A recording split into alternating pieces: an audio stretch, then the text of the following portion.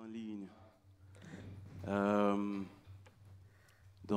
Quel que soit où vous êtes, où vous nous écoutez ce matin, je prie que Dieu puisse écouter ton cœur et merci de joindre à nous pour adorer le Seigneur ensemble. Combien d'entre vous qui croient que le Seigneur est grand? Amen. Notre Dieu est merveilleux et il fait des choses incroyables. Et quelle grâce que Dieu nous a fait de le connaître. Hein? C'est une grâce incomparable.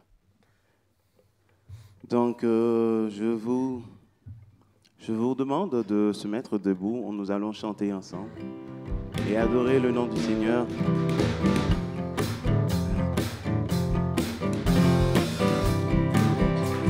Quelle grâce incomparable.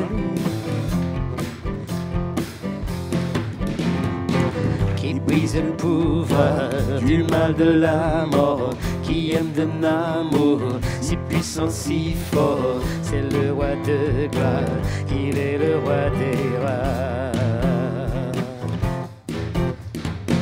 Qui secoue la terre par un saint tonnerre, qui est une merveille, pas tant de mystère. C'est le roi de gloire, il est le roi des rois. Quelle grâce incomparable, quel amour infini, que tu aies pris ma croix, que tu sois mort pour moi, tu as payé le prix, pour qu'enfin je sois libre. Oh Jésus, je te chante pour ce que tu as fait.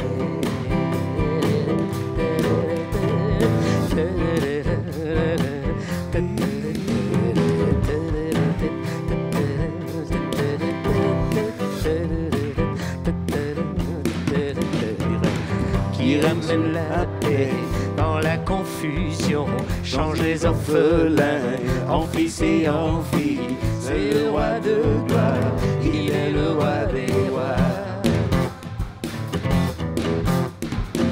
Qui règne sur les peuples en la vérité, libre comme le soleil de tout son éclat. C'est le roi de gloire, il est le roi des rois. Quelle grâce incomparable, quel amour infini, que tu aies pris ma croix, que tu sois mort pour moi, tu as payé le prix, pour qu'enfin je sois libre. Oui Jésus, Oh, Jésus, je te chante pour ce que tu as fait.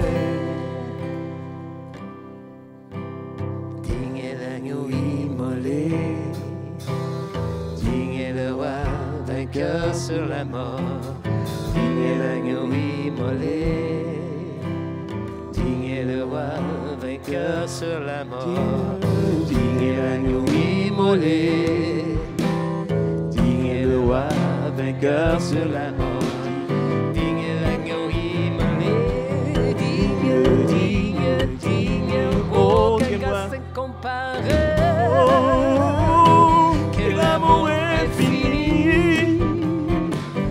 tu as pris ma croix, que tu sois mort pour moi, tu as payé le prix, pour qu'enfin je sois libre. Oh Jésus, je te chante pour ce que tu as fait. Quelle grâce incomparable,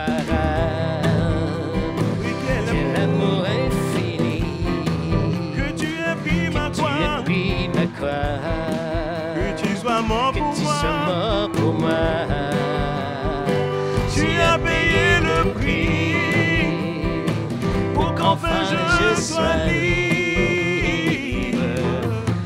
Oh Jésus, je te chante pour ce que tu as fait.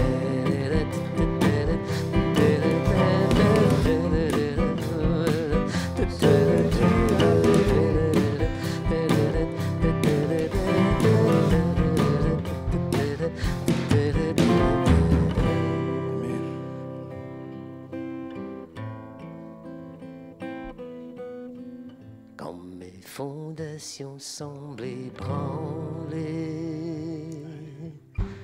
quand sans arrêt je bois du noir, quand mes os moi sont consumés. Tu es Dieu, tu règnes encore. Et quand tout espoir semble envolé, quand je me sens abandonné, comme un prière. Épuisé à force de crier, Tu es Dieu, tu es Dieu, tu règnes encore. chante-le.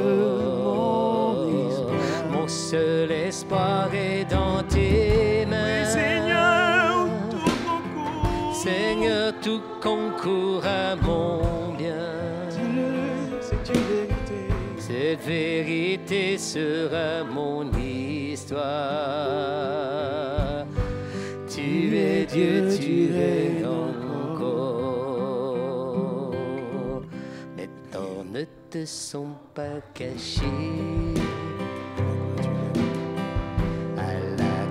Tu les as portés. Et Jésus, ta justice. Jésus, ta justice m'est donnée.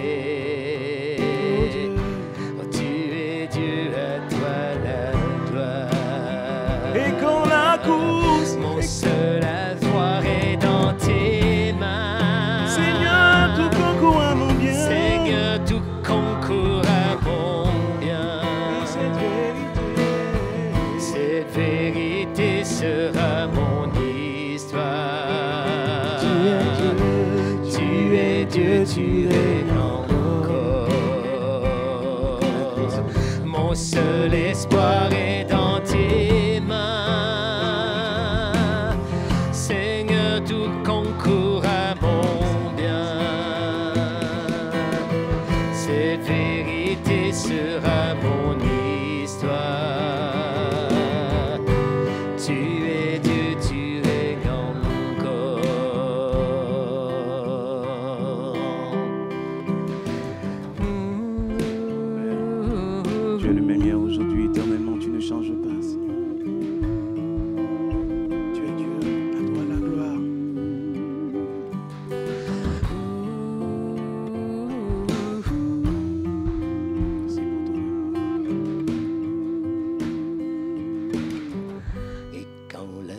Se finira.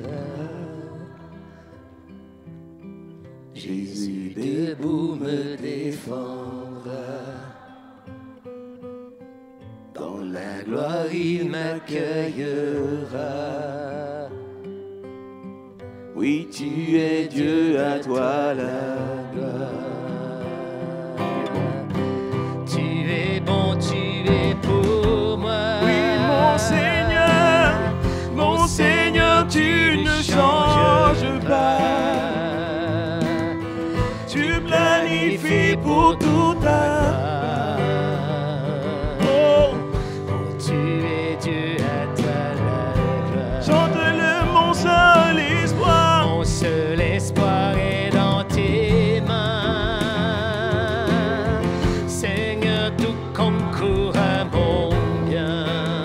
C'est une vérité. Cette vérité sera mon histoire. Tu es Dieu, tu règnes encore. Et cette vérité reste mon histoire. Tu es Dieu, tu règnes encore.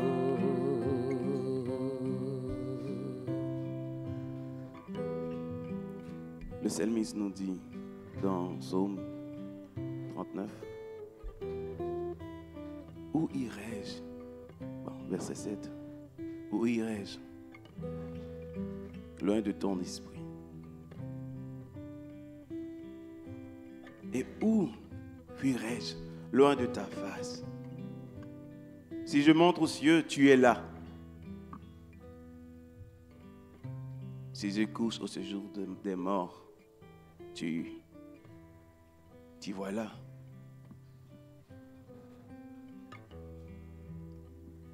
Si je prends les ailes de l'aurore et que j'aille habiter à l'extrémité de la mer, le Seigneur est toujours présent. Là aussi, ta main me conduira et ta droite me saisira.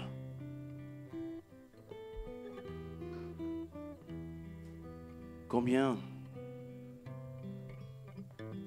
c'est important de comprendre et de voir à quel point que notre Seigneur, il est tout-puissant. Il n'y a nulle part que nous pouvons cacher. Il nous voit, il voit au plus profond de nos cœurs. Et à combien plus forte raison que nous devons faire confiance à notre Dieu pour lui donner gloire, pour l'adorer, pour nous prosterner devant lui et n'aie pas peur de nos ennemis. Parce que nos ennemis, peu importe qu'est-ce qu'ils vont faire, rien ne peut comparer avec la puissance, la grandeur, la force, la magnificence de l'Éternel. Et notre Dieu est grand, qui a mesuré les océans.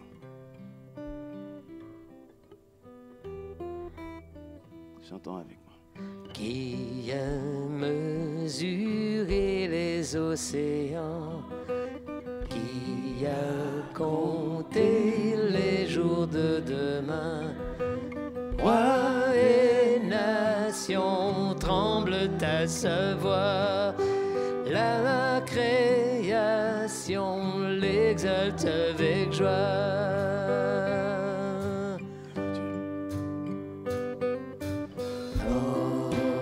Notre Dieu Règne dans les cieux, prosterné adorons notre roi, nul n'est son égal, prosterné adorons-le.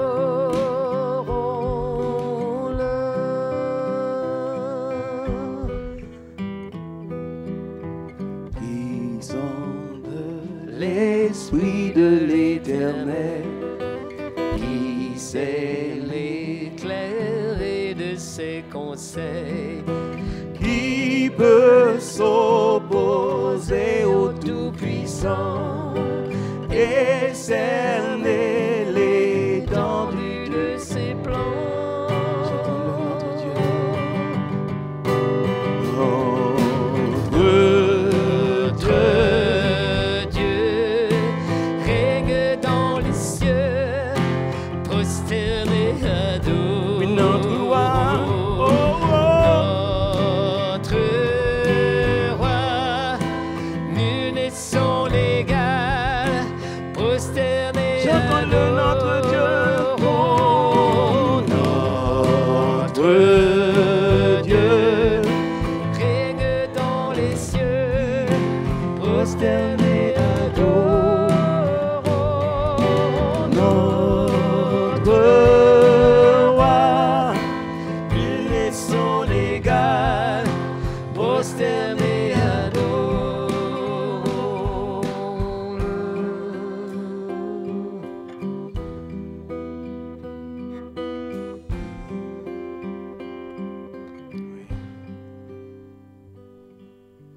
qui s'est laissé clouer sur la croix de nos péchés, portant tout le poids. Dieu éternel se donne humblement. Jésus Fait pour tous les temps.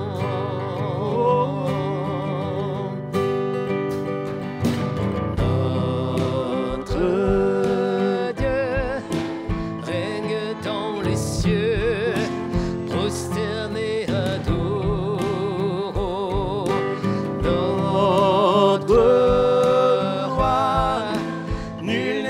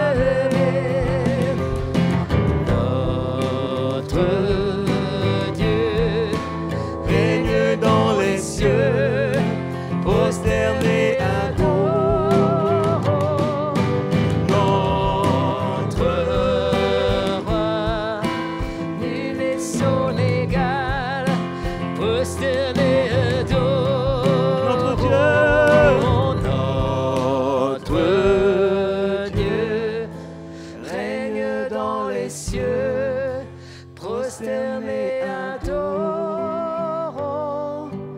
notre roi.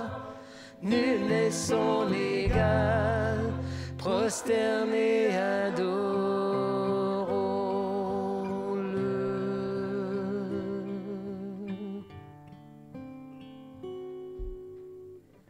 Trésor d'éternité, tu règnes des cieux, diamant d'humanité, brillant de mille feux.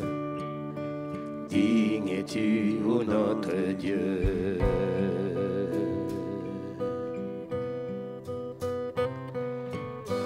Majesté infinie, beauté sans égale, ton éclat resplendit comme 1 million d'étoiles. Digne es-tu, ô notre Dieu. Louons-le, alléluia.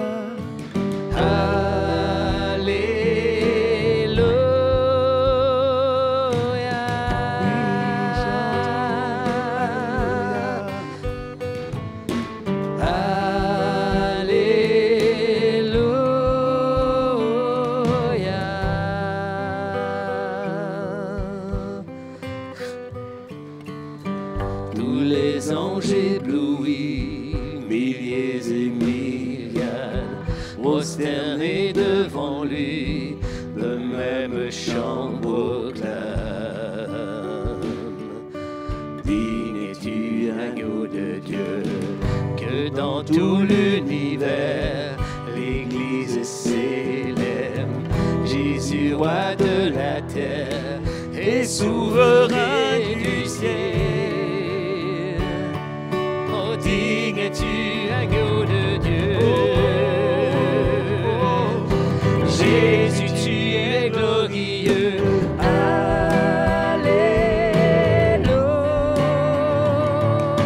Et chante avec moi, alléluia.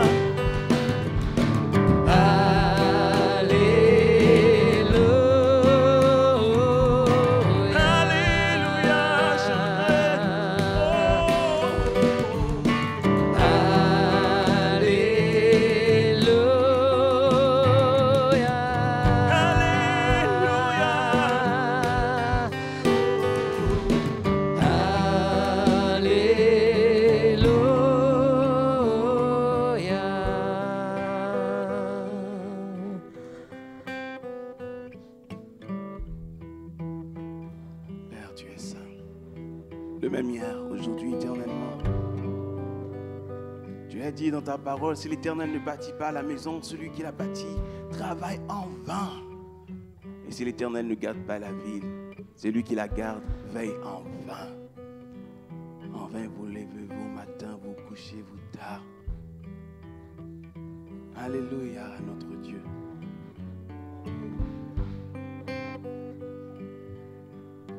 Chantez honneur et gloire.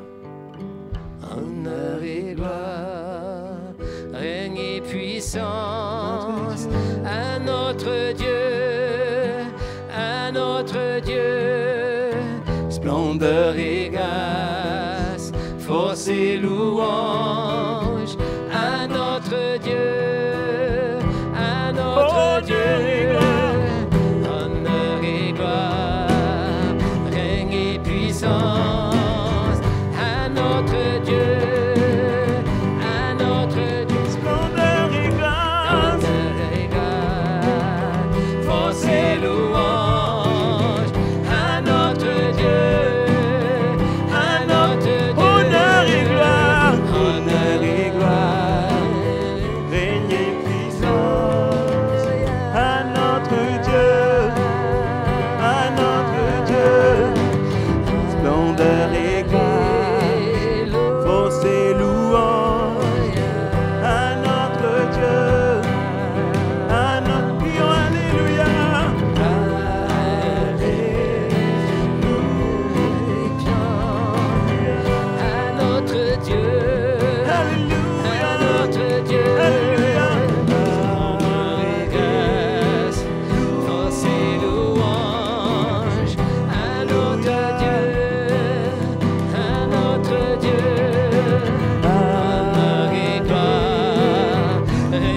puissance à notre Dieu, à notre Dieu. Honneur et grâce, force et louange à notre Dieu, à notre Dieu.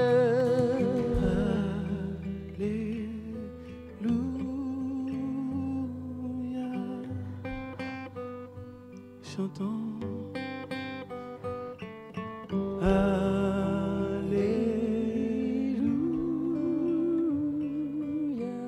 Oui, chantons le Alléluia. Alléluia.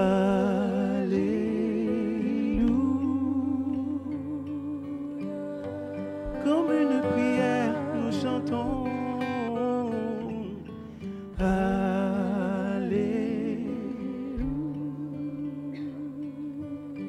Une dernière fois, Alléluia.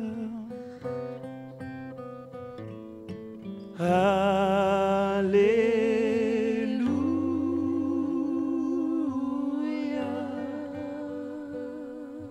Il est mort pour nous, chantons Alléluia. Alléluia.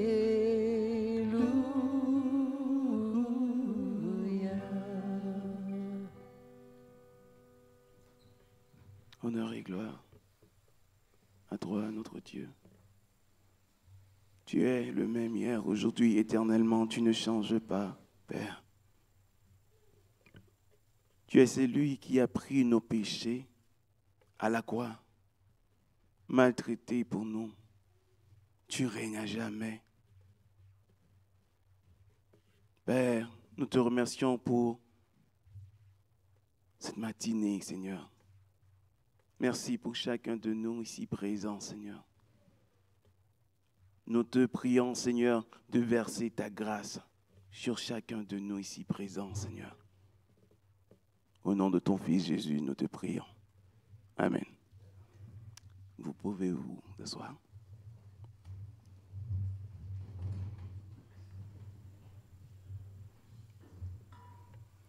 Bon, qui aime les blédins ici? Hein? Ah, vous n'aimez pas de blédins? Hein? Oh, yeah, ouais, oui. On aime les blédins, hein? Bon, j'ai une bonne nouvelle pour vous.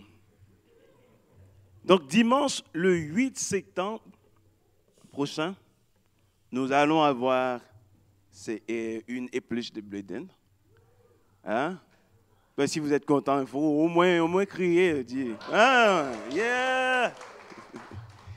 Donc, accompagné avec tout ça, donc, nous demandons que vous puissiez apporter quelque chose, par exemple salade, des crudités, bon, pizza. Vous pouvez apporter quelque chose avec ça. Donc, on va accompagner les blédins. Et si vous êtes intéressé, il y a une feuille qui est à l'entrée. Vous pouvez signer la feuille. Et puis, pour dimanche, le 8 septembre prochain. Et ça fait tout pour nos annonces. Hein. Donc, nous vous remercions énormément pour vos générosités. Donc, tout ce que vous voyez ici, la lumière, tout ça, et ce que nous faisons ailleurs, c'est grâce à votre générosité. Ce que vous donnez en ligne ou en arrière, ça garde le mouvement de la parole de Dieu. Comme apôtre Paul, lui, il conseille. Et ce que, comme il y a des endroits où vous ne pouvez pas y aller, mais au moins vous pouvez donner une chemise à votre frère pour qu'il puisse y aller. Et ce que vous donnez en ligne, et c'est ça que ça fait, ça propage la parole de Dieu partout. Et nous vous remercions énormément pour votre générosité. Donc, je vais devoir vous demander de vous mettre debout une fois de plus. On va faire cet exercice-là, hein, c'est ça.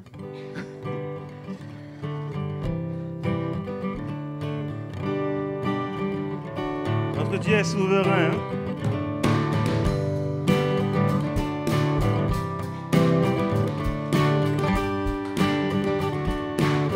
C'est avec moi. Dans le monde entier, tu es souverain. sur chaque torrent et soleil couchant. Mais mon seul désir, Seigneur, mon seul choix, dans ma vie soit toujours le roi. Oui, règne en moi par ton pouvoir, veille sur mes rêves. Et quand tout est noir, tu es Seigneur, le tout en moi. Dans ma vie, sois toujours le roi.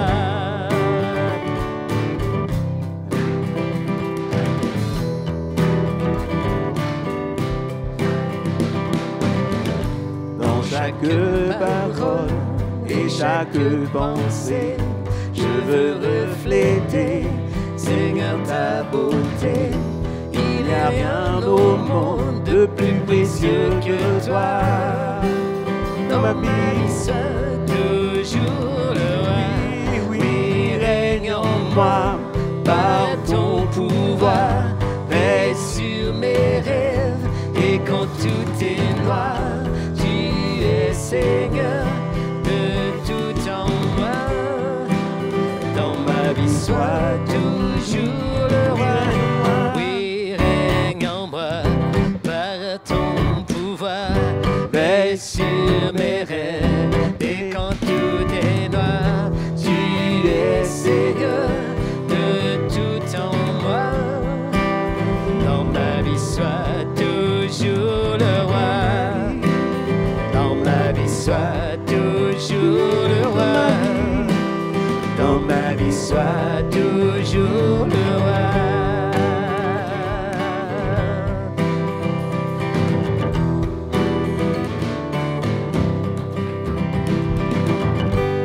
Amen. Si vous aimeriez que Dieu soit toujours le roi dans votre vie, dites Amen. Nous faisons place à Paolo qui va prier pour le message et pour l'école du dimanche. Merci. Bonjour. Avant de prier, je donne bienvenue à tous qui nous visitent ce matin. Bienvenue parmi nous.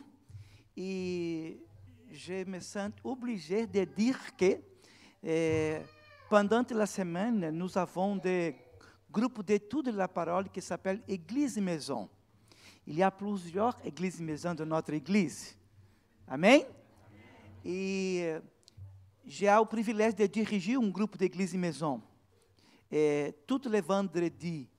Et nous avons aussi, je regarde qu'il y a plusieurs jeunes ici, et ados. Nous avons un groupe de jeunesse dans notre église qui se réunit avec notre pasteur Jean-Philippe et notre excellent enseignante qui s'appelle Mario Roberto Garcia, qui est l'enseignante aussi de l'école de dimanche, qui suit après la prière. Et à ce moment-là, on va prier pour l'école de dimanche et pour la prédication de notre frère Jean Savageau. Merci Seigneur pour ce matin. Merci pour chaque personne parmi nous que nous savons qui ont venu conduire par ta main, Seigneur. Tu as conduit chaque personne jusqu'à ce moment présent. Et dans ce moment présent, nous te demandons de tout notre corps, Seigneur, que ton esprit puisse conduire notre frère Jean Savageau em praticando ta parole. Que ton esprit lui donne la puissance, la sagesse, la unction. Nous savons qu'il est déjà sensible à ton esprit. Pour ça, Seigneur, utilise-le et parle, oh Dieu, à notre cœur. Je te prie aussi pour l'école de dimanche. Bénis l'école de dimanche, bénis Mario et chaque élève qui est là avec lui. Nous te prions pour tout ça, au nom de Jésus. Amen.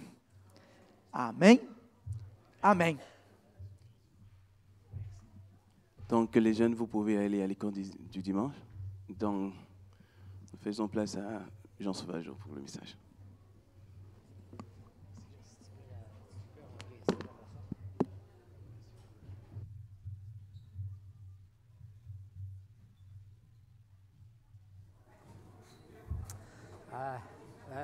Est-ce qu'on m'entend? Est-ce qu'on m'entend?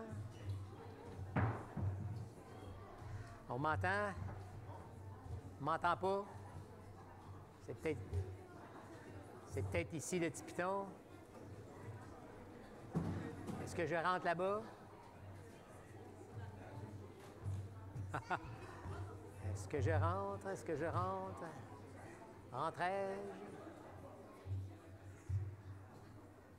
Alors, on attend un petit peu. 1, 2, 1. 1, 2. Ah!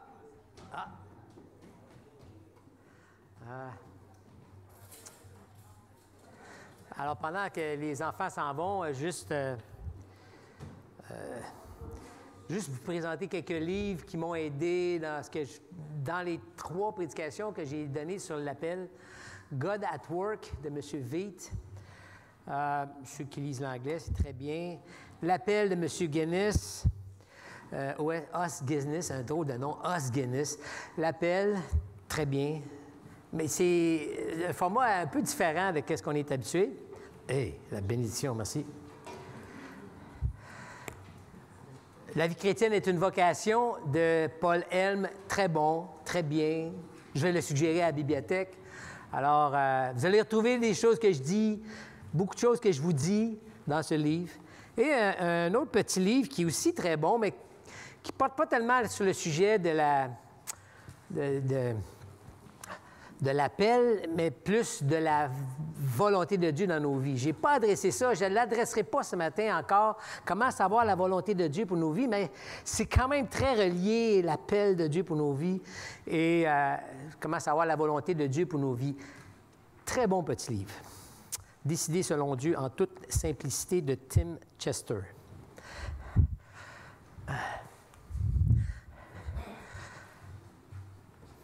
Donc, on lit la 3e prédication sur l'appel aujourd'hui.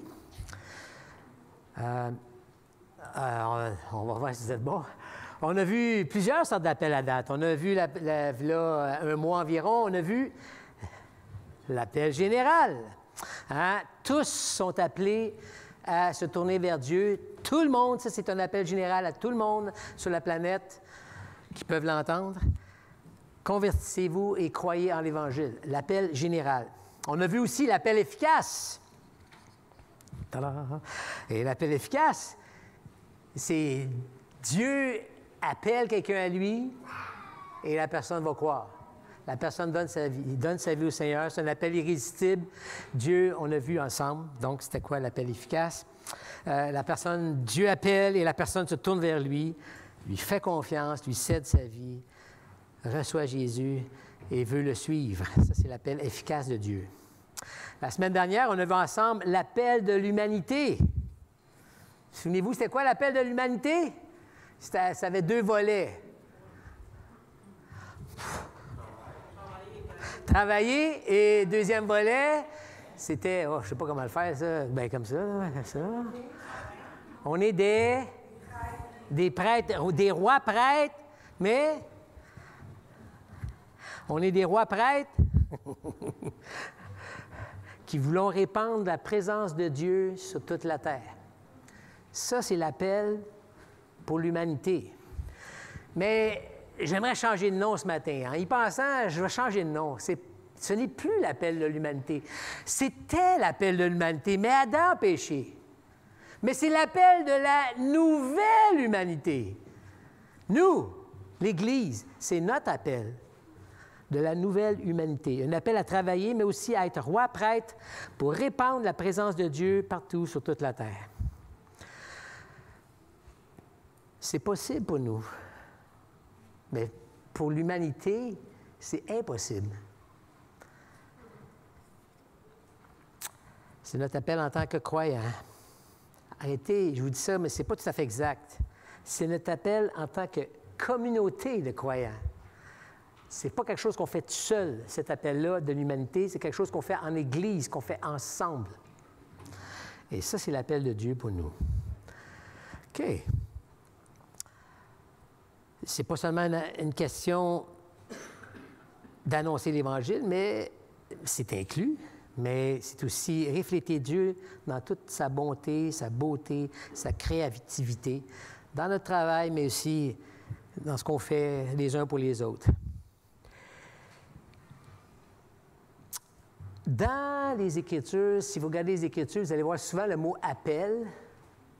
Et je vous parle de l'appel, mais je ne peux pas vous parler de tous les appels qu'on rencontre dans les Écritures. Mais un appel lié à la manière de vivre. Exemple, dans 1 Thessaloniciens 4,7, on est appelé à la sanctification. Dans Galates 5,13, on est appelé à la liberté. Dans 1 Corinthiens 7, on est appelé à la paix dans nos relations. Dans Éphésiens 4,1, on est appelé à se supporter, à garder l'unité. Dans 1 Pierre 2,9, on est appelé à annoncer les vertus de Dieu. 1 Pierre 2,20, à supporter la souffrance. 1 Pierre 3,9, à bénir. Pour chacune de ces choses-là, on aurait pu faire une prédication. C'est des appels que Dieu nous offre. Je vous en glisse un mot.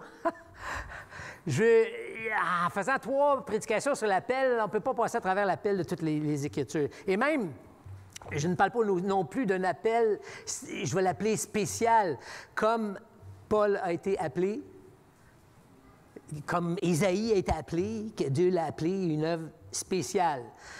On pourrait parler de ça aussi. Mais aujourd'hui, on ferme la boucle sur le sujet de l'appel et on va essayer de répondre à la question, je ne sais pas combien qu'elle vaut, à 25 $ peut-être. Aujourd'hui, avec l'inflation, on va mettre 50. Quel est mon appel? Ah, c'est quoi mon appel? On aimerait ça que des fois, on aimerait ça que Dieu nous dise, « Hey, ton appel, c'est ça. » Fait qu'on regarde l'appel pour la nouvelle humanité, on regarde l'appel pour l'Église, les choses qu'on peut faire dans l'Église. C'est illimité. On ne peut pas tout faire. Pratiquement, je ne peux pas faire tout. Alors, c'est quoi mon appel particulier? Comme je l'ai dit, je ne vous parle pas de l'appel spécial ce matin. Mais je vais vous parler d'un appel particulier. Je ne répondrai pas à la question « Comment vous pouvez trouver votre appel? » OK? Si vous voulez trouver des réponses, excellent. C'est quoi la volonté de Dieu pour ma vie? Mais donc, je ne répondrai pas à la question « Comment je peux trouver mon appel? » Je vais faire ça bien plus simple. Écoutez ça, vous êtes prêts? Facile. Je vais vous le dire. C'est quoi votre appel? Particulier. Et je vais partir d'un texte dans 1 Corinthiens 7 qui nous parle de l'appel, qui nous parle de l'appel efficace, mais qui nous parle de l'appel spécifique. 1 Corinthiens 7, versets 17 à 24. Et on va voir dans ce passage-là que notre appel spécifique de Dieu, pour moi, c'est ma situation. Je suis travailleur, mon appel, c'est de travailler. Je suis un père, mon appel, je suis un papa, mon appel, c'est d'être un père. Je suis marié, mon appel, c'est d'être un mari. Donc, on va voir aujourd'hui, selon 1 Corinthiens 7, versets 17 à 24, l'appel spécifique de Dieu, pour moi, c'est ma situation. Lisons le texte, 1 Corinthiens 7. Par ailleurs, que chacun vive selon la part que le Seigneur lui a attribuée, selon l'appel qu'il a reçu de Dieu. C'est ce que je prescris dans les églises. Quelqu'un était-il circoncis quand il a été appelé? Qui ne cherche pas à le cacher. Quelqu'un était-il incirconcis quand il a été appelé? Qui ne se fasse pas circoncire. La circoncision n'est rien et l'incirconcision n'est rien non plus. Mais ce qui compte, c'est le respect des commandements de Dieu. Que chacun reste dans la condition qui était la sienne lorsqu'il a été appelé. Étais-tu esclave quand tu as été appelé? Ne t'en inquiète pas, mais si tu peux devenir libre, profite-en plutôt. En effet, l'esclave qui a été appelé par le Seigneur est un affranchi du Seigneur. De même, l'homme libre qui a été appelé est un esclave de Christ. Vous avez été rachetés à un grand prix. Ne devenez pas esclaves des hommes. Frères et sœurs, que chacun reste devant Dieu dans la condition qui était la sienne lorsqu'il a été appelé.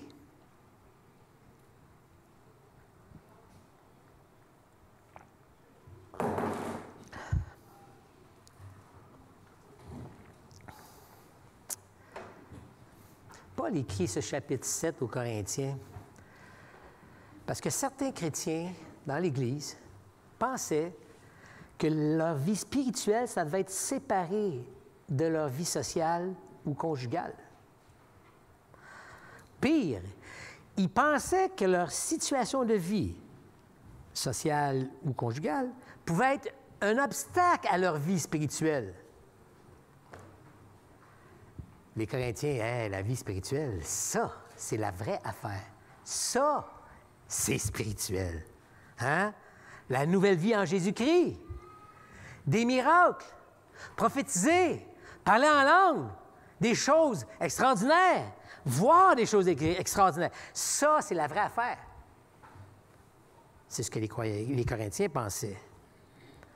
Là, tu parles. Les choses de la vie quotidienne. C'est plus fatigant qu'autre chose. C'est ce que certains Corinthiens croyaient. Ah, c'est pas si grave si je ne m'occupe pas des besoins physiques de mon conjoint. Si je la laisse pour le mari, je laisse partir ma femme. C'est pas grave, ça, c'est des choses de la terre. Moi, je vais m'occuper des choses de l'Église. Ça, c'est les vraies affaires. Ah, c'est pas grave si je ne m'occupe pas de ma femme. C'est pas grave, mon corps, le corps, c'est pas important. Ce qui compte, c'est l'esprit, c'est la spiritualité. Oh, c'est pas si grave de laisser mon épouse. Pour la femme, c'est pas si grave de laisser mon mari. Ce qui compte, c'est la spiritualité, c'est de vivre en Jésus-Christ. Il y a des personnes, des chrétiens, qui pensaient ça. Mais Paul, lui, il voit ça pas de la même façon que les Corinthiens. Il écrit aux Corinthiens. Hein? Pour lui, laisser de côté ce genre de choses, laisser de côté la responsabilité, c'est de fuir. Fuir devant les réalités de la vie, refuser de servir Dieu là où il les a placés. Alors, il va demander dans Corinthiens aux chrétiens mariés de ne pas se séparer, de rester dans la situation dans laquelle ils se trouvaient au moment où ils sont devenus chrétiens, même si leur conjoint n'est pas chrétien.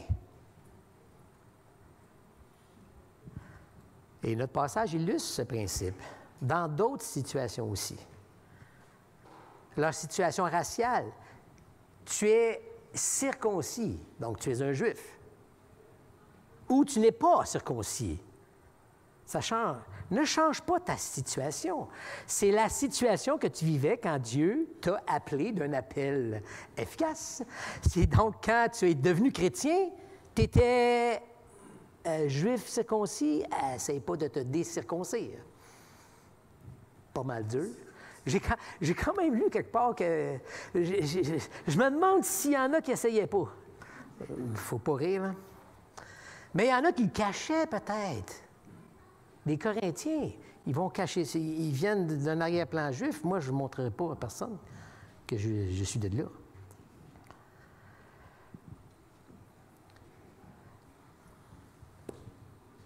Assume ce que tu es. Paul dit, assume ce que tu es pleinement. Et dans ça, honore Dieu. Et dans leur situation sociale, tu es un esclave. C'est presque drôle, mais je veux dire, t'en fais pas avec ça. Fais-toi-en pas. Panique pas.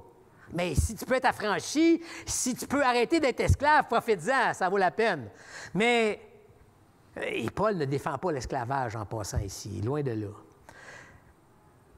Mais il ne défend pas non plus un genre de défaitisme, un genre de déterminisme. Ah, t'es né pour ça.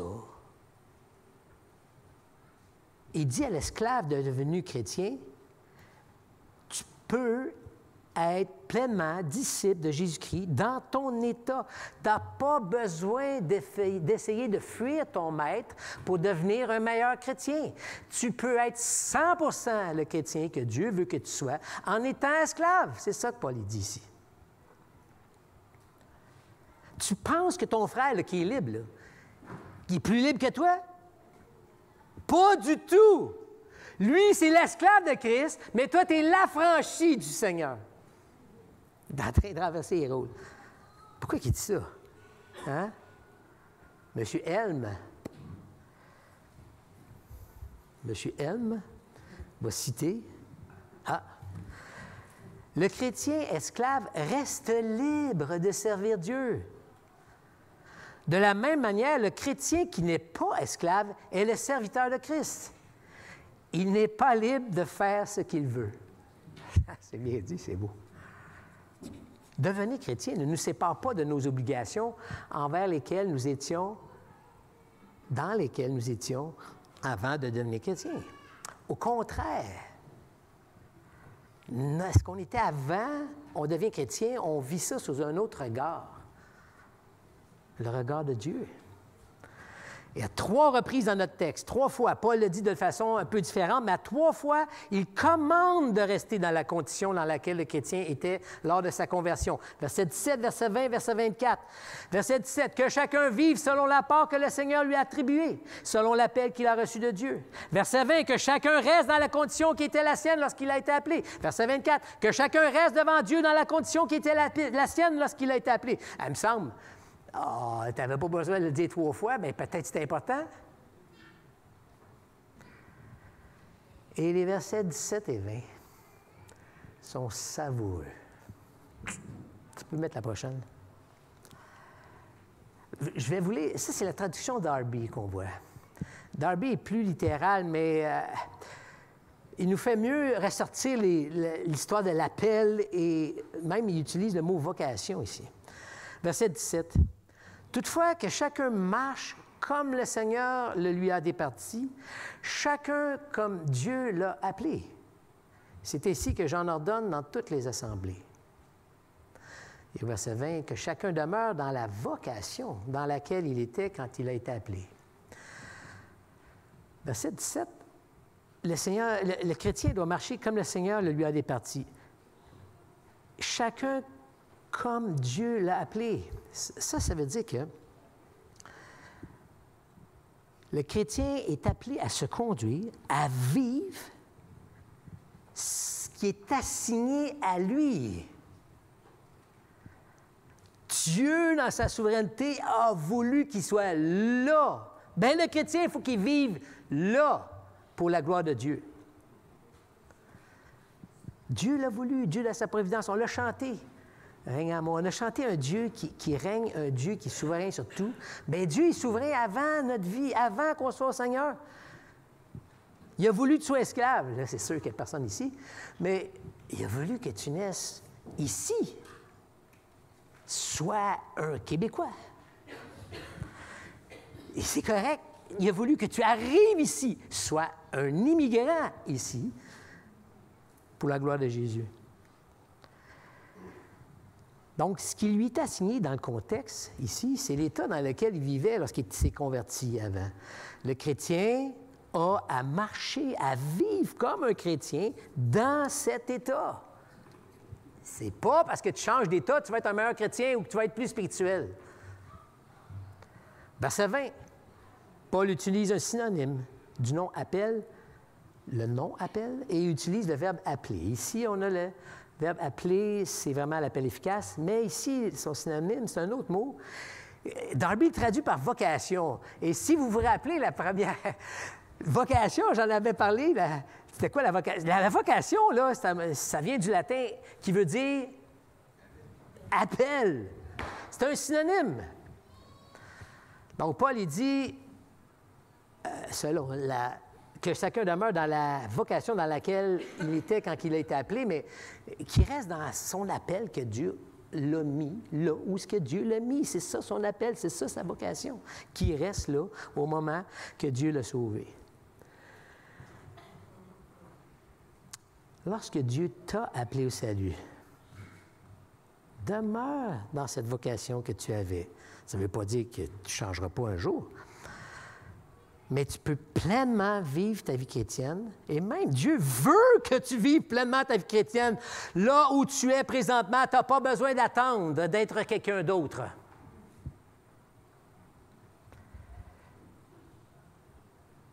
L'idée principale de ce que Paul nous dit ici, ce n'est pas de demeurer devant Dieu dans cet état, mais plutôt de demeurer, il faut que tu changes de... Ce n'est pas de demeurer devant Dieu dans cet état. Mais l'idée ici, c'est plutôt de demeurer dans cet état, et cela devant Dieu. Parce que l'état peut changer. Maintenant que tu demeures dans cet état, fais-le devant Dieu. Vis ça devant Dieu. Dans cette situation où Dieu te place, c'est là où Dieu t'appelle à le suivre et à servir Jésus-Christ. Votre statut social au moment de votre salut, c'est l'appel du Seigneur.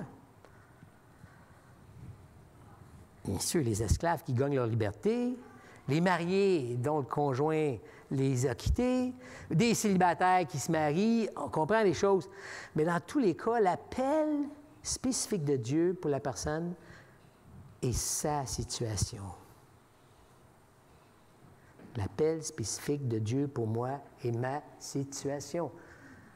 Si je veux qu'on se souvienne d'une chose, mon appel, je vous l'ai dit, vous voulez savoir votre appel? Tu es retraité, ton appel, c'est d'être un retraité pour Jésus-Christ. Je sais pas, je vous regarde. Hein? Tu travailles à Pratt & Whitney, ton appel, c'est d'être un bon travailleur chez Pratt & Whitney. Tu as un grand garçon qui joue au soccer, puis qui est pas pire. Ton appel, c'est d'être un père pour lui.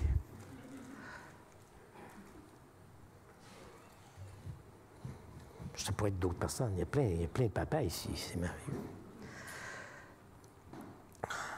Paul Hellman, il résume bien le passage. Hein? Il dit, le chrétien reçoit donc deux appels. Le chrétien reçoit donc deux appels. L'appel efficace de Dieu par grâce, c'est-à-dire la conversion, et un autre appel d'une autre nature. Ce deuxième appel consiste à l'ensemble de circonstances, des relations personnelles, d'événements passés dans lesquels il vit au moment où la grâce de Dieu le touche. Ce chrétien a la responsabilité d'être chrétien là où il se trouve. C'est ce que Paul nous dit ici dans Corinthiens 7. L'appel spécifique de Dieu pour moi est ma situation. Et c'est un appel spécifique parce qu'on ne vit pas tous les mêmes choses, on ne vit pas tous les mêmes situations. Ici, il y en a des célibataires, il y en a des mariés, il y en a des retraités, il y a tout un monde. Il y a des personnes de différents contextes, on ne vit pas les mêmes choses. Donc, c'est un appel spécifique à nous. Moi, pour moi, c'est ma situation. C'est ça l'appel de Dieu. M. Guinness a écrit « Le problème avec les chrétiens de l'Occident n'est pas qu'ils ne sont pas là où ils devraient être, mais qu'ils ne sont pas ce qu'ils devraient être là où ils sont. » Notre problème, c'est pas qu'on n'est pas là où ce qu'on devrait être, c'est on n'est pas ce qu'on doit être là où Dieu nous a placés. Donc, notre appel est d'être là où nous sommes. Être. Je l'ai souligné, être. C'est pas seulement je suis, tu es, là. Être, c'est aussi vivre. Vraiment être là où nous sommes. Pas seulement exister. Vivre pour glorifier Dieu, servir autrui. L'appel spécifique de Dieu, pour moi, c'est ma situation. Maintenant, pour être pratique avec vous, j'aimerais faire une symbiose. Ceux qui ont manqué les prédications sur l'appel, essayez de me suivre. Vous pouvez toujours réécouter en ligne. Mais je vais faire une symbiose avec deux appels. L'appel de la nouvelle humanité et notre appel spécifique. Autrement dit, comment l'appel de la nouvelle humanité nous affecte là où nous sommes? Alors, l'appel de la nouvelle humanité, spécifique pour moi, ça va être de répandre la présence de Dieu partout dans ma situation. J'ai mis les deux appels ensemble. Moi, mon appel personnel, mon appel spécifique de Dieu pour moi, c'est ma situation. Alors, l'appel, si je mets ensemble, je fais une symbiose entre l'appel de l'humanité, de la nouvelle humanité, et mon appel spécifique, c'est de répandre la lumière de Dieu partout dans ma situation. Calvin a dit, nous fraudons notre prochain si nous le privons des services que nous lui devons. Pour qu'il n'en soit pas ainsi, chacun doit savoir ce qui lui appartient personnellement, d'accomplir envers les autres et qu'il s'en acquitte loyalement. On a vu que l'appel de l'humanité avant la chute, bien, ça serait par la multiplication des familles qui répandent l'image de Dieu par toute la terre. Mais pour nous, la nouvelle humanité, on a tous des liens familiaux. Tous ici, on a été enfants. Tous ici, on a eu des parents ou on en a encore. Tous, on a des liens familiaux. Peut-être qu'il y en a qui sont père, mère, frère, sœur. Et j'oserais dire que la famille est notre premier domaine pour nos vocations. Pourquoi je dis ça?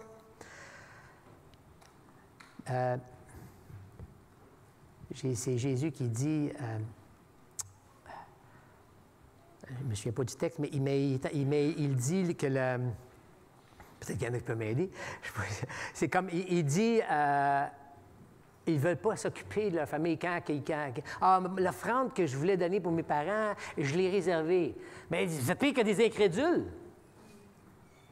Donc, à vrai dire, notre premier appel, si je peux donner une priorité, c'est notre famille. Et dans ce monde désenchanté, dans ce monde où Dieu est mis de côté, où Dieu n'existe pas, ou si Dieu existe, Dieu est pour moi. Dieu est à mon service. Dans notre monde, notre quotidien peut être vide de sens. Le quotidien peut être vide de sens. Ce n'est pas le cas de nous, là. La nouvelle humanité en Jésus-Christ, notre quotidien peut être vraiment rempli de sens. Mais pour ce monde, lorsque Dieu est écarté, même le quotidien peut devenir un écueil qui empêche de se réaliser, un écueil qui empêche de m'épanouir, d'être le moi que je dois être. Mais écoutez bien ce que Luther dit. Ça, c'est notre monde aujourd'hui, qui est tellement en face notre moi, notre réalisation du moi, puis ce qui empêche mettre ça de côté, qu'est-ce qui pourrait m'empêcher de me réaliser. Mais Luther, ça fait un bout de temps.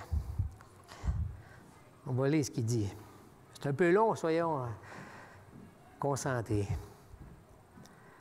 Hélas!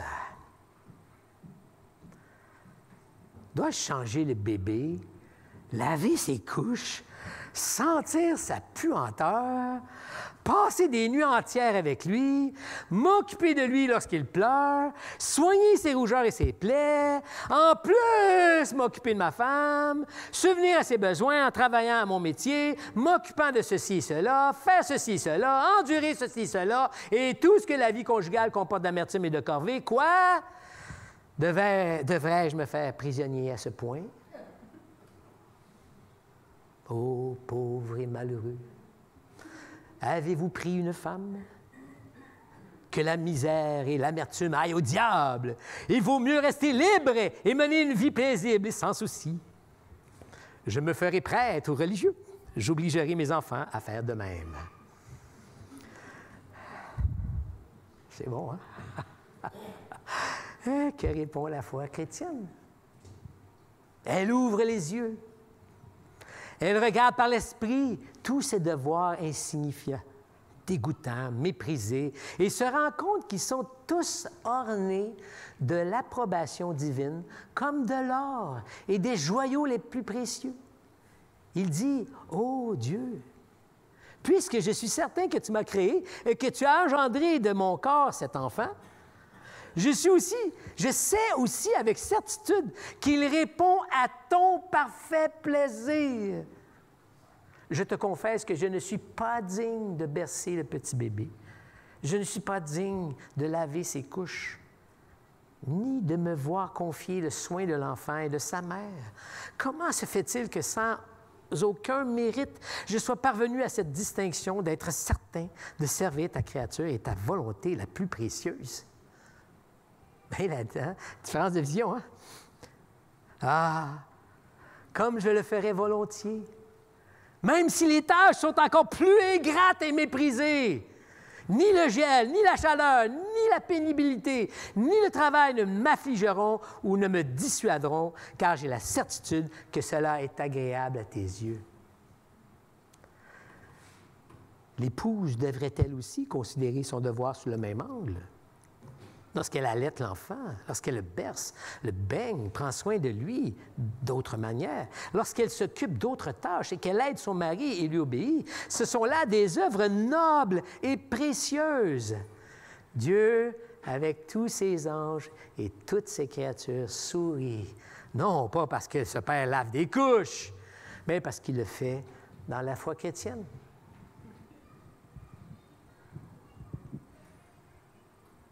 Être ce qu'on est dans la nouvelle humanité, ça change tout. La dignité remplace le mépris. Le service remplace le moi. Dans la famille, chaque relation est pour moi un appel que Dieu m'adresse pour bénir ceux qui m'entourent.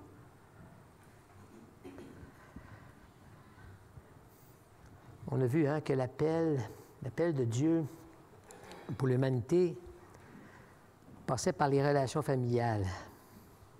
Et c'est par les relations familiales que l'image de Dieu devait envahir la terre complètement. Mais écoutez la bénédiction de notre Père Céleste. Notre Père Céleste sur son Fils. Comment qu'il le bénit? Dans Matthieu 3, « Celui-ci est mon Fils bien-aimé, en qui j'ai mis toute mon affection. » C'est le Père, c'est Dieu le Père qui parle. Et nous, on est créés à son image, à sa ressemblance. Les pères, à qui qu'on doit ressembler? À Dieu notre Père, qui dit à son Fils, « Celui-ci est mon Fils bien-aimé, en qui j'ai mis toute mon affection. » Comment... Question pour les pères, les mamans, vous n'êtes pas obligés d'écouter. Comment on ressemble à notre Père Céleste? Jusqu'où on donne notre affection à nos enfants? Je parle au père. Ah, ça, c'est l'affaire des femmes. C'est l'affaire de Dieu le Père envers son Fils. Come on, les pères, là. C'est votre affaire de ressembler au Père Céleste. Et l'une des... Jusqu'où leur communiquons-nous que nous les aimons?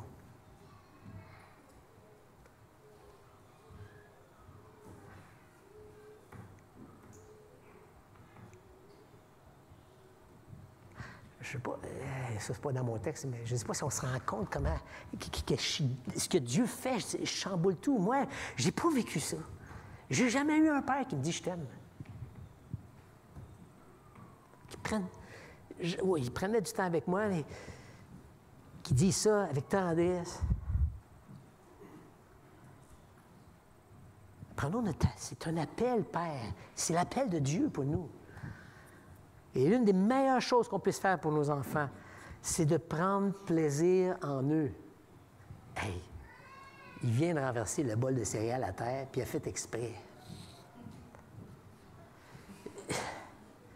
Une des meilleures choses que nous puissions faire pour nos enfants est de prendre plaisir en eux, de les aimer si manifestement que quand ils vont se coucher le soir, « Hey, mon Père se réjouit en moi.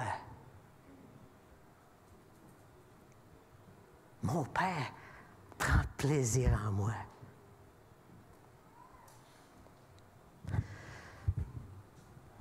Cela demande du temps. Cela demande de l'attention. Cela demande de l'abnégation.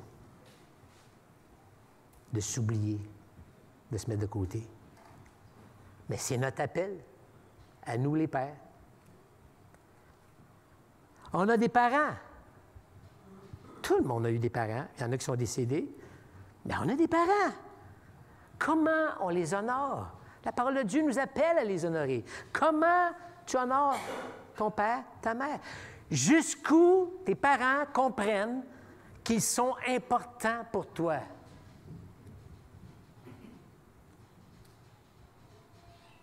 Cela demande du temps. Cela demande de l'attention. Cela demande de l'abnégation. C'est notre appel. L'appel spécifique de Dieu pour moi, c'est ma situation. Mon appel spécifique, c'est de répandre la présence de Dieu partout, dans ma situation. Comment l'appel de la nouvelle humanité nous affecte là où nous sommes? Nous, cette nouvelle humanité qui grandit, tel un temple que le Seigneur bâtit. Nous, cette Église si chère à notre Seigneur, tellement chère qu'il est mort pour elle. Comment on considère l'Église? Jésus-Christ est mort pour elle.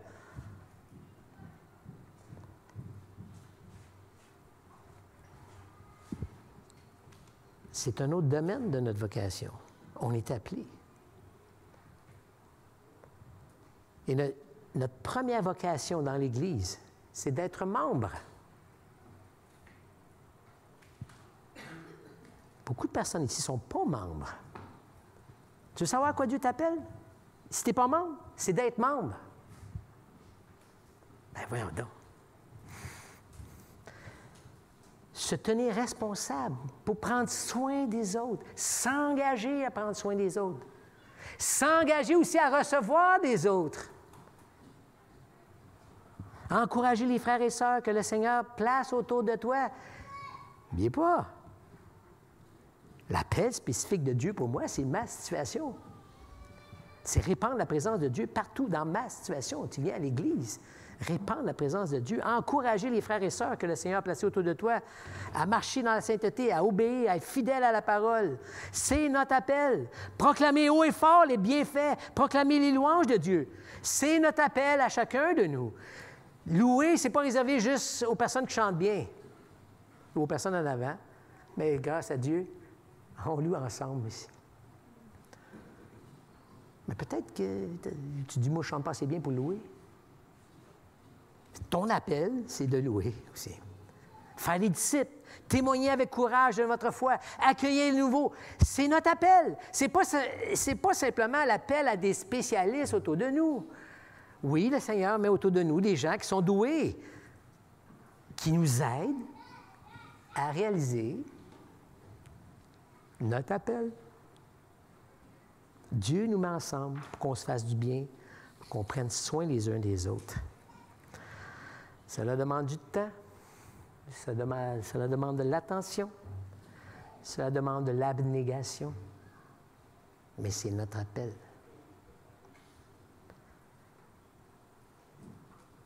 Je voudrais dire, c'est notre bien, c'est notre bonheur. C'est un renversement de ce qu'on nous prêche tout le temps. Cette semaine, je vais raconter quelque chose qui s'est passé spécial. C'est une dame de l'ancienne église que j'allais à Montréal avant qu'on vienne ici, Huguette et moi.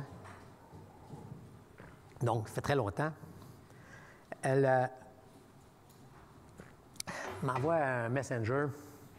Tu sais, des fois, Messenger, tu t'envoies ça, mais tu n'es même pas ami avec la personne, mais si tu l'envoies, si tu acceptes d'être ami, donc tu deviens ami. En tout cas, elle m'envoie un Messenger, puis elle me dit, mon garçon, je connais son garçon, là, je l'ai connu à l'église, mon garçon a une opération très grave, a eu une opération très grave, très difficile. Et puis, j'ai pensé à un chant, tu n'aurais pas enregistré un chant qui parlait, puis là, elle me dit quel genre de chant. Là, je réponds, non, c'est pas moi qui ai fait le chant, c'est l'oncle cet homme-là qui s'est fait opérer, une opération très difficile. Son oncle a traduit le chant, c'est un chant de Don Francisco, Give Your Heart a Home, mais c'est ça, je réponds. Fait que là, je dis, je ne l'ai pas, mais je vais t'envoyer un chant quand même. Fait que là, je lui envoie un de mes chants. Par rapport, je me dis, ça va l'encourager. Je me suis dit, je vais lui envoyer le psaume 42. Pourquoi tu as battu mon âme? J'ai mis tout dedans de moi. Espère en Dieu. Je le louerai encore. Et puis là, c'est bizarre. C'est un m'a parlé. Il dit, pourquoi tu ne l'enregistres pas, son chant? Moi, j'ai jamais fait ça. Enregistrer sur Messenger, style envoyer un message, c'est plutôt rare, je le fais. Un chant, encore moins. Fait que là, j'ai pris ma guitare, pratiqué un peu, puis là, j'ai chanté le chant sur Messenger. Puis là, send. Mais c'était à la dame, à la mère du garçon, qui venait de se faire opérer d'une opération très sérieuse. L'opération a bien été. Elle a dit, OK, je vais... Ah, merci beaucoup, je vais l'envoyer ça à mon garçon. Fait que là, elle l'a envoyé à son garçon. Et son garçon l'a écouté. Et son garçon a pleuré. Et son garçon m'a appelé. Son garçon a une mémoire phénoménale. Parce que le même téléphone qu'on avait, c'était le téléphone quand j'allais à cette église-là. Puis lui, il dit, mais ça ressemble à... 450. On va essayer ça, tu sais. Oui, bonjour. Hey, salut. Je viens de me faire opérer, puis tout. Ah ben, comment t'as fait, toi? Ben, je pensais à ton téléphone tout d'un coup. Ben là, il me parle. Cette semaine, qu'est-ce que je faisais? Je préparais la prédication, mais il me parle. Dieu m'appelle à préparer une prédication. Mais, vous savez, Dieu m'appelait avec lui, dans cette situation-là, à l'écouter, à y parler, faire des blagues, pleurer avec lui. Mais l'histoire ne finit pas là. Elle me raconte au téléphone. Je ne dormais pas. Je demandais à l'infirmière si je pouvais sortir dehors. Elle dit pas plus que 30 minutes. Il était 3 heures du matin, je sors dehors. Puis là, dehors, je rencontre 3 dames, des Haïtiennes. Puis là, les 3 pleuraient. Puis là, on va les voir. Il dit, c'est quoi? Finalement, les 3 dames, il y avait 2, c'était leur père, l'autre, c'était une amie. Le père avait eu une opération très grave aussi. Puis là, il était comme légume. Là, ça pleurait. Qu'est-ce que vous... Et le bonheur là-dedans, c'est que ce jeune homme-là, qui est rendu à 45 ans, dans le temps, je l'ai connu, il était un jeune homme, mais a fait écouter la chanson que j'ai envoyée à ces 3 personnes-là. Puis les 4 pleuraient et étaient touchés par l'amour de Dieu. On ne sait pas. Dieu nous appelle à faire des choses, on ne sait pas qu'est-ce que ça va faire. Mais là, ça fait ça. Ça fait la grandeur de Dieu, la beauté de Dieu s'est répandue dans ce monde. Le Seigneur veut qu'on répande sa présence sur toute la terre. C'est vrai aussi dans notre société, comme citoyens. Avec mes voisins, mon patron, mon employé, mon collègue, mes amis, on a des relations, autant de vocations. Je parle d'un appel au singulier, mais on pourrait appeler appel au pluriel. On a plein d'appels, parce qu'on a plein de genres de personnes qu'on rencontre, plein de situations qu'on rencontre. Mais dans nos relations comme ça, on montre à quoi, qu'est-ce que ça ressemble, un vrai homme, une vraie femme. On montre que l'homme aime sa femme comme Jésus-Christ aimait l'Église et qui s'est donné pour elle. La femme, elle montre au monde qu'elle honore son mari comme l'Église honore son Seigneur. Nous montrons à quoi ressemblent des parents d'une nouvelle humanité. À quoi ça ressemble d'être un parent? On se sacrifie pour nos enfants. On montre que l'Église, c'est une priorité dans nos vies. Quand on dit non pour aller à quelque part, même si on aurait aimé ça, parce que l'Église, c'est la priorité le dimanche. On montre notre joie de vivre dans cette nouvelle humanité. Notre identité fondée dans la communauté, pas basée sur nous, comment on se sent, ce que notre cœur nous dit.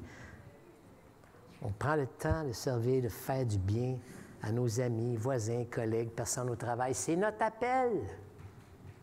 Ça prend du temps. Ça demande de l'attention. Cela demande de l'abnégation. Ça peut demander de la créativité. C'est notre appel.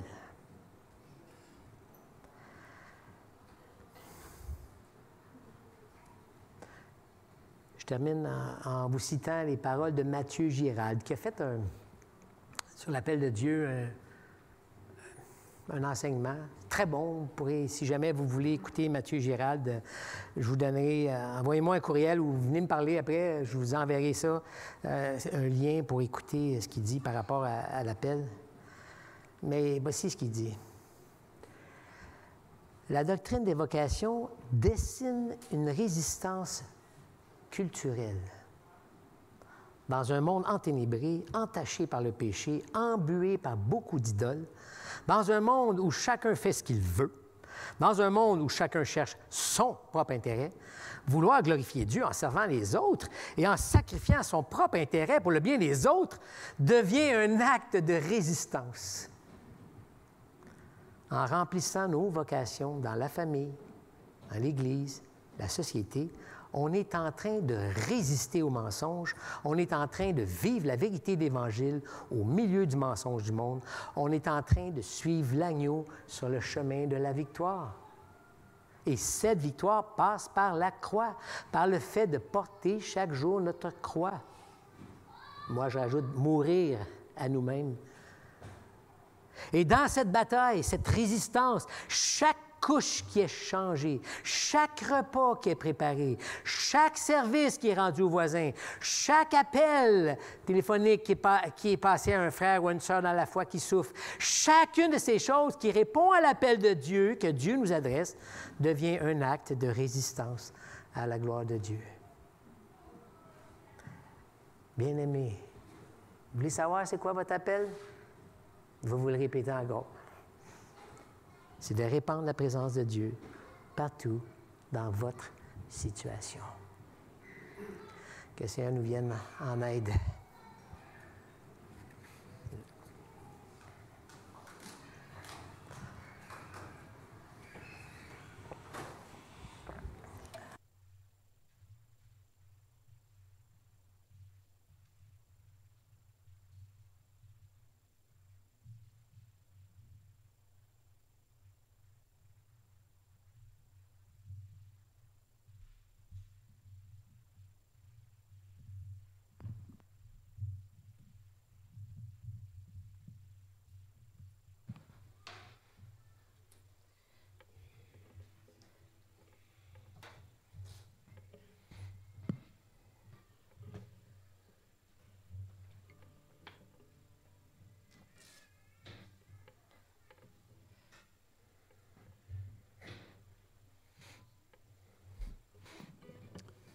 Amen.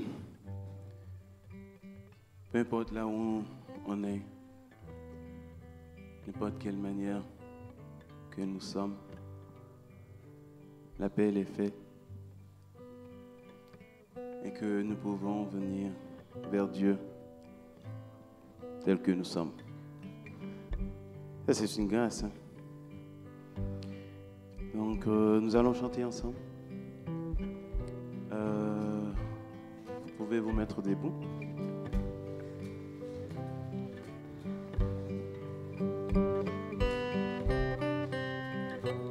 Dieu nous a libérés de nos chaînes. Nous allons chanter ensemble. Libre. Libre de nos chaînes, nous marchons vers toi. Ta main sous souveraine, affermis nos pas, armés de lumière, couronnés d'éclat. Soyons sur la terre, messagers de joie. Chantons Alléluia. Alléluia, que ton règne vienne. Maranatha. Maranatha, viens Jésus, règne en moi. Proclamons sa grâce au cœur de la nuit. Recherchons sa face au cœur de sa vie. Célébrons sa gloire, bannissons la peur. Chantons sa victoire. Jésus est vainqueur. Alléluia.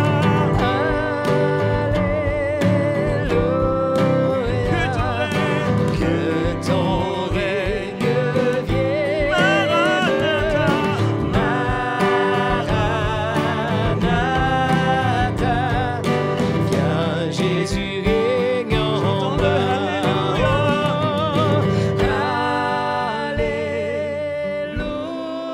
Alléluia, que ton règne vienne. Maranatha, viens Jésus, règne en moi. Oh, viens, Alléluia, que ton règne vienne. Maranatha, viens Jésus, règne en moi. Viens Jésus, règne en moi. Amen. Viens Jésus, règne en moi.